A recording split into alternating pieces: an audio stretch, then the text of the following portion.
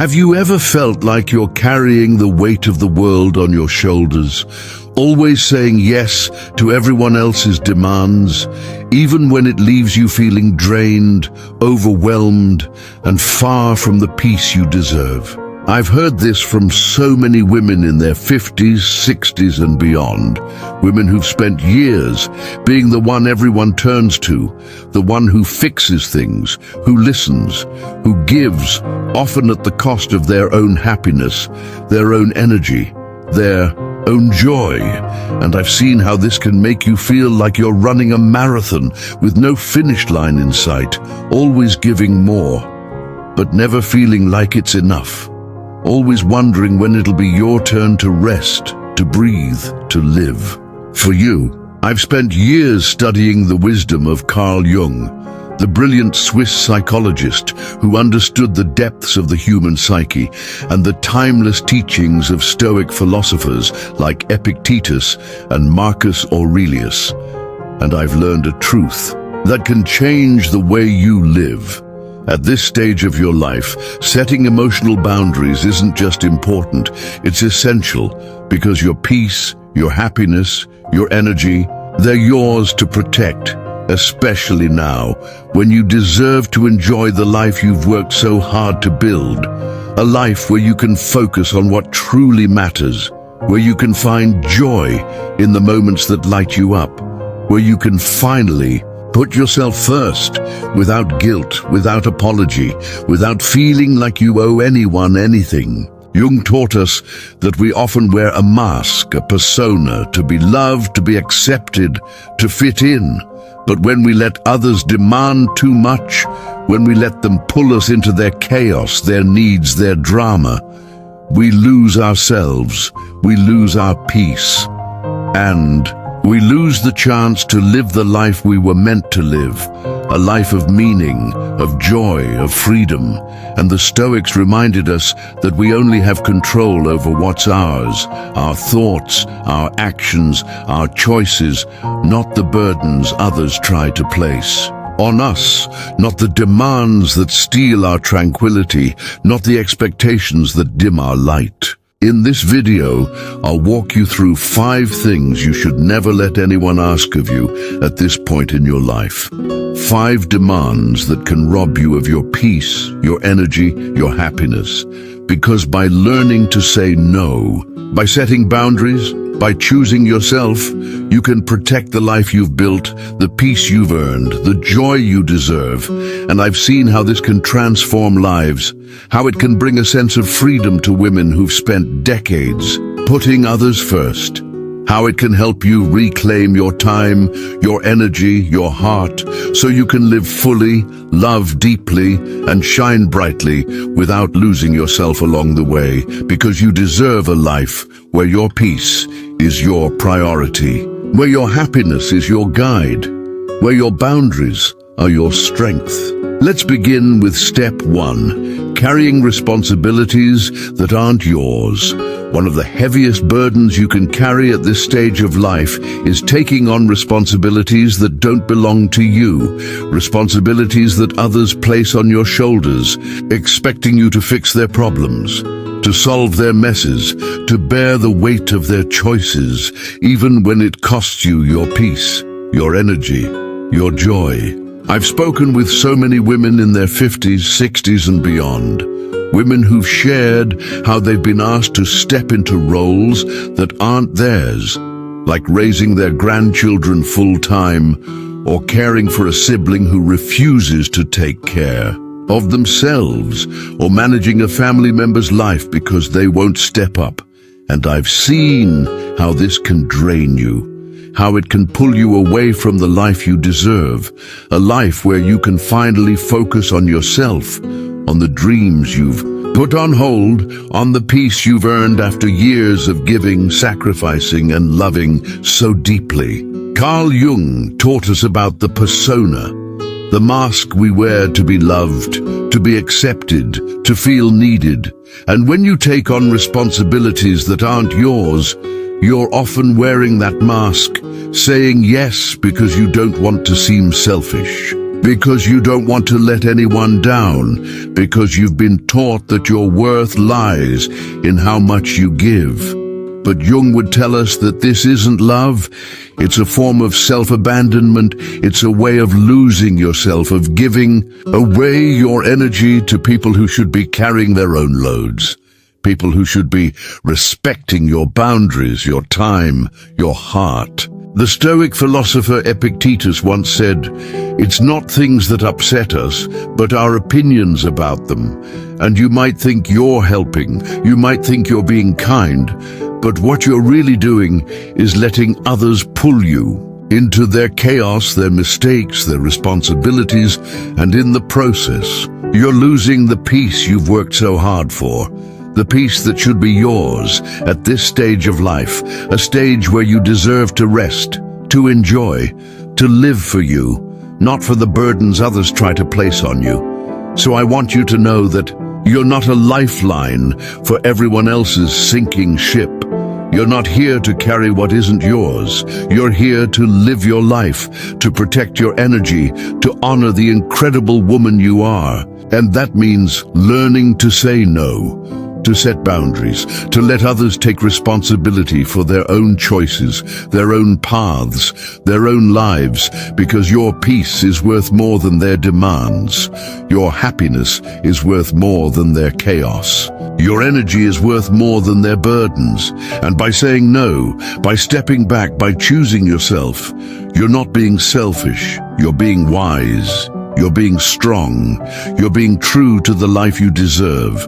A life where you can breathe, where you can thrive, where you can finally put yourself first. Moving on to step 2, lending money without a real emergency, a demand that can quietly unravel your stability at this stage of life is being asked to lend money, especially when it's not a true emergency, because this isn't just about money, it's about your financial security, your emotional well-being, your peace of mind, things you've worked a lifetime to build, things you shouldn't have to risk for someone else's convenience. I've spoken with so many women in their 50s, 60s and beyond, women who've shared how a simple request for a loan turned into a bottomless pit, a cycle of stress and resentment that left them feeling trapped, because what starts as a small favor, a little help just this once,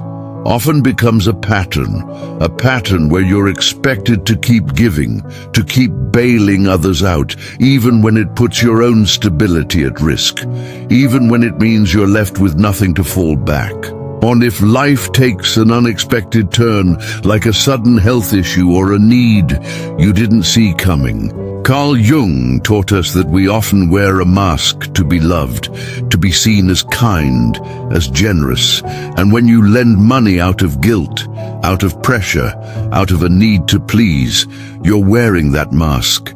You're letting others manipulate your emotions. You're letting them pull you into their financial chaos because they know you'll say yes. They know you'll put their needs above your own. But Jung would tell us that this isn't kindness. It's a form of self-betrayal. It's giving away your security, your peace, to people who should be managing their own lives, people who should be respecting your boundaries, your needs, your future. Seneca once said, "If you live according to nature, you will never be poor. If you live according to opinion, you will never be rich." And when you live according to others' opinions, when you let their demands dictate your choices, you become poor in spirit, poor in peace, poor in security. But when you live according to your own nature, when you protect what you've built, you find a richness that no one can take away. A richness of mind, of heart, of life. So I want you to know that you're not a bank. You're not here to fix everyone else's financial mistakes.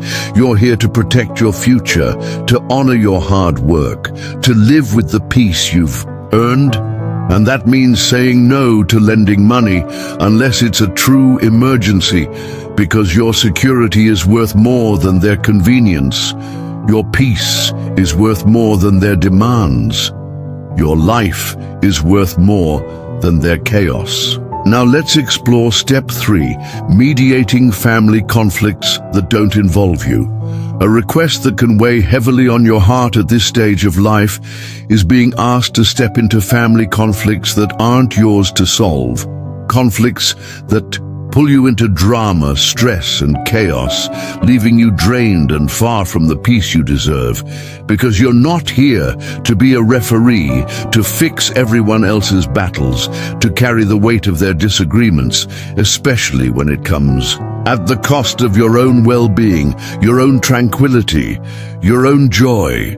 I've spoken with so many women in their 50s, 60s and beyond, women who've shared how they've been dragged into family disputes, like arguments over inheritance, or sibling rivalries, or tensions they didn't even start. And I've seen how this can turn your life into a battlefield, how it can leave you feeling helpless, caught in the middle of a storm you never asked for. A storm that takes away the calm you've worked so hard to find, the calm you deserve after a lifetime of giving, loving and sacrificing for those you care about. Carl Jung taught us that we often fall into emotional manipulation when we feel obligated to please others, to keep the peace, to wear the mask of the fixer, the mediator, the one who holds everything together. And when you step into family conflicts that don't involve you, you're often playing that role. You're letting others pull you into their chaos. You're letting them use your energy, your heart, to solve their problems.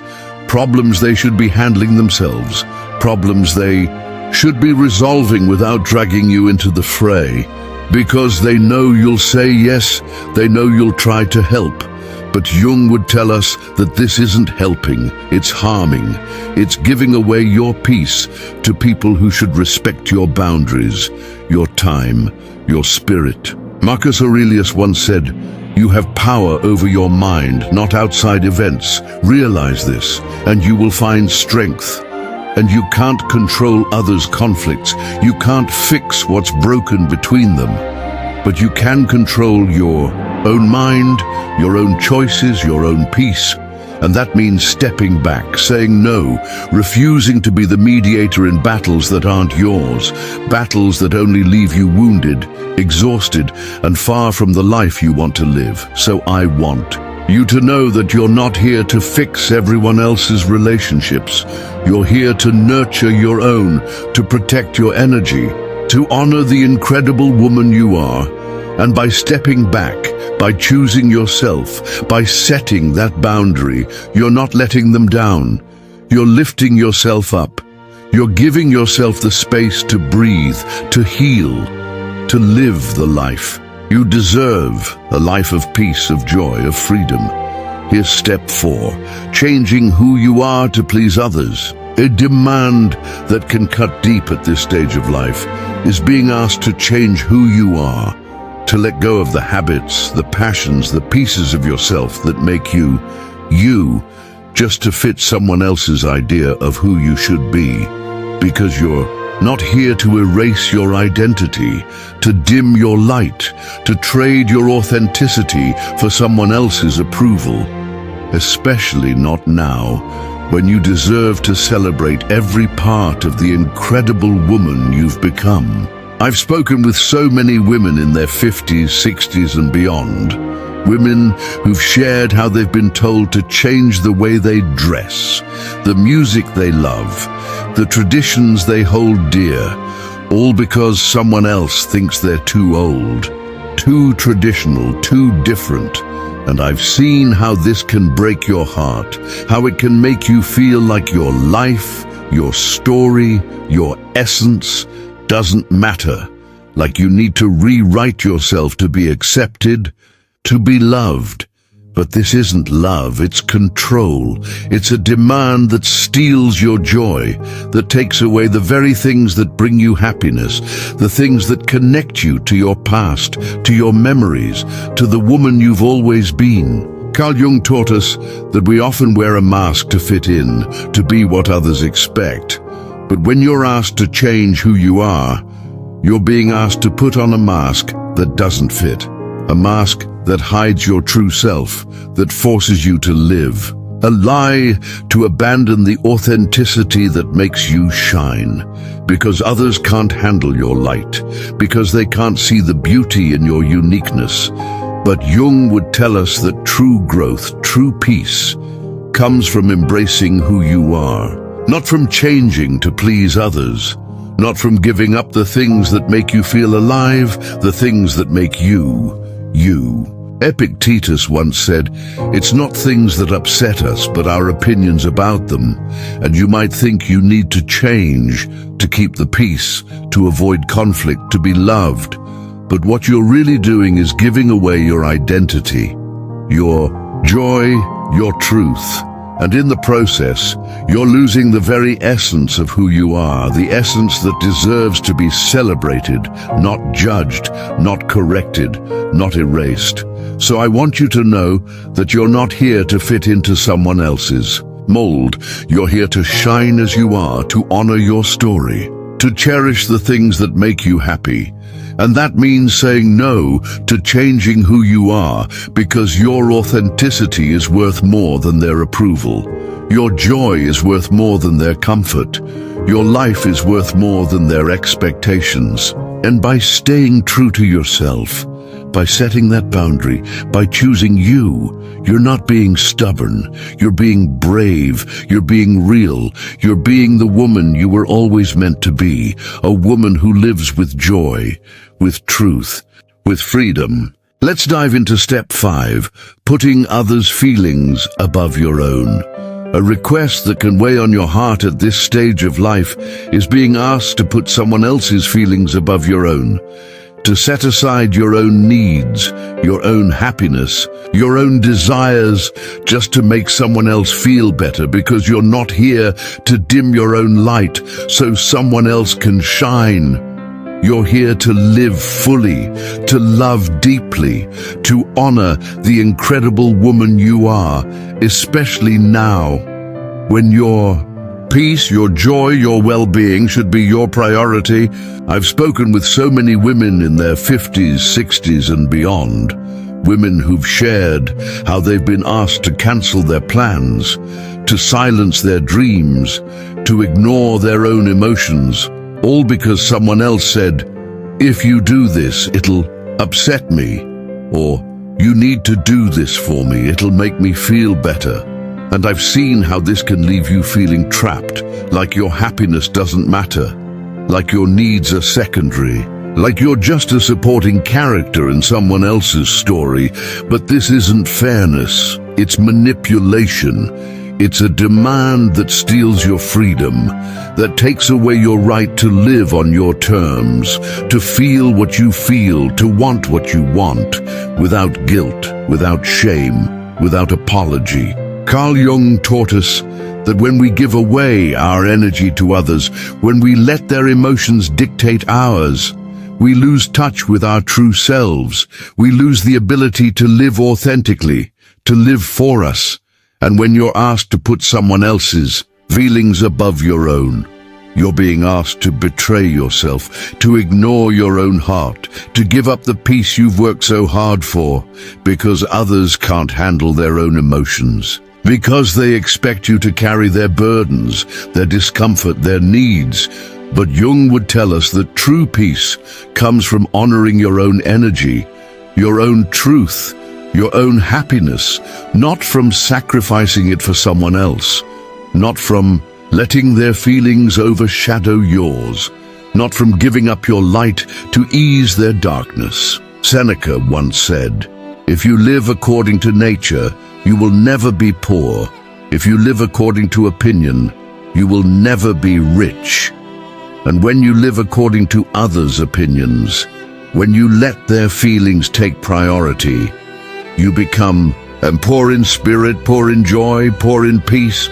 But when you live according to your own nature, when you honor your own feelings, you find a richness that no one can take away, a richness of heart, of soul, of life. So I want you to know that you're not here to live for someone else's comfort. You're here to live for your own joy, to honor your own needs, to protect your own peace. And that means saying no to putting others' feelings above your own, because your happiness is worth more than their demands. Your peace is worth more than their discomfort. Your life is worth more than their expectations. And by choosing yourself, by setting that boundary, by honoring your feelings, you're not being unkind, you're being true, you're being strong, you're being free.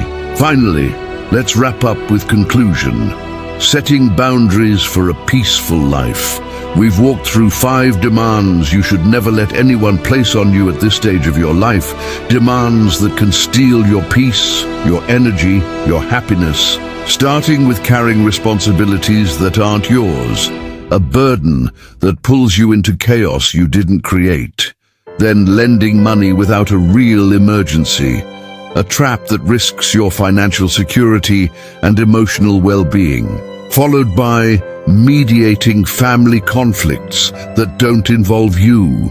A role that drags you into drama you don't deserve. And being asked to change who you are to please others. A request that dims the light of your authenticity. And finally, putting others' feelings above your own. A demand that forces you to sacrifice your own happiness for someone else's comfort. And I've seen how saying yes to these demands can leave you feeling drained, overwhelmed, and far from the life you want to live. But I've also seen how saying no, how setting boundaries, how choosing yourself can bring you the peace you've been longing for. The peace you deserve after a lifetime of giving, loving, and sacrificing for those you care about. Carl Jung taught us that true peace comes from honoring our own energy, from living authentically, from stepping away from the masks we wear to please others. And by setting boundaries, by refusing these demands, you're not just protecting your peace, you're reclaiming your life. You're giving yourself the space to breathe, to heal, to live on your terms, to be the incredible woman you've always been, a woman who knows her worth, who knows her strength, who knows that her happiness matters. Marcus Aurelius once said, "You have power over your mind, not outside events. Realize this, and you will find strength. And you can't control what others ask of you, but you can control what you give, what you accept, what you allow into your life." And by saying no to these 5 demands, you're saying yes to yourself, yes to your peace, yes to your joy, yes to the life you've earned.